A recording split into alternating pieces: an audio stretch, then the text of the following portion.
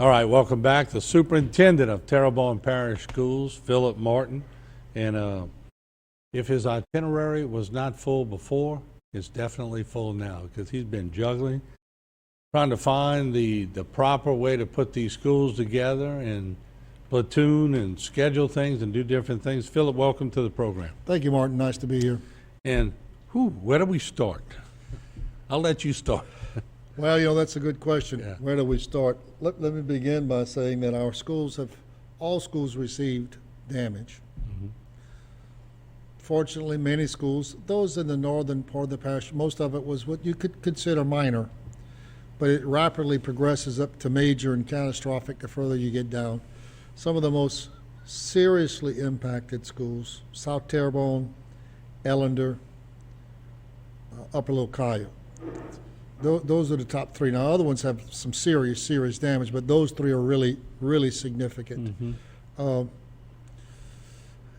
Every when you day say significant, non-usable? Oh, it's non-usable. Non-usable. Okay. Yeah, completely non-usable. And we have others as we speak today are non-usable. Now we're working very rapidly to try to make them usable.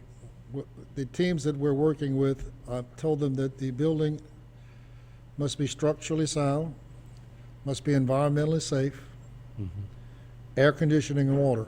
We got those we're having school, even though the building is not perfect. Right.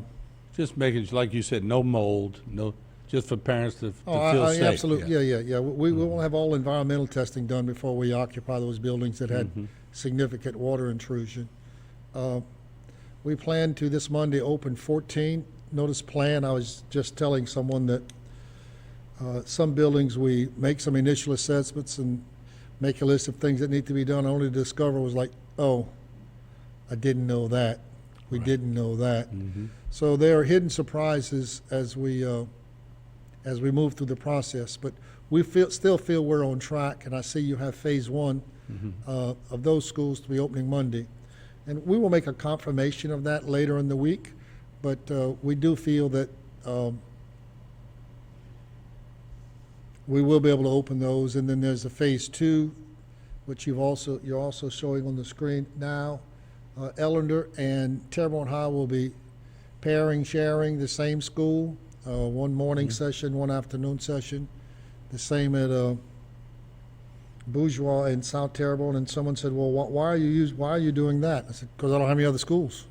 And that's the point I'm trying to look. And God, there's nothing that's going to be perfect for everybody. And none of this is going to be perfect. Our plan is far from perfect, and it will not be the same for many teachers and students as it was before the hurricane. And most teachers, by nature, they want to get up at 5 o'clock and 6 o'clock and go teach. Yeah. They don't want to get up at noon and go teach. Yeah. But we didn't ask for this. No, and it's a very significant event for our community, saying the least. That's an understatement. And the school system is part of the community. You never separate yourself. The school systems anywhere never separate themselves from the community. And when the community is having problems, so is the school system. And that's true certainly with this Hurricane Ida. So let me ask you, so there's and me and you have talked about Facebook before. Now you could look at 10 different posts, and let's pick South Terrebonne, let's use them. You're going to get 10 different structural engineers on Facebook that they think they are, talking about why the school cannot be used or can be used. You have the real people going in there. Yeah, I'm amazed at the number of experts that we're finding on a lot of different topics. But we will depend upon professionals who have credentials to make those types of calls as to what needs to be done next, structurally, environmentally. The biggest single issue is water intrusion. That's the common denominator at just about every school.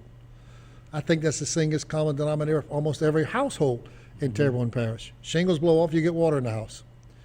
Same thing's happening to us. You get water in, and then so that is the.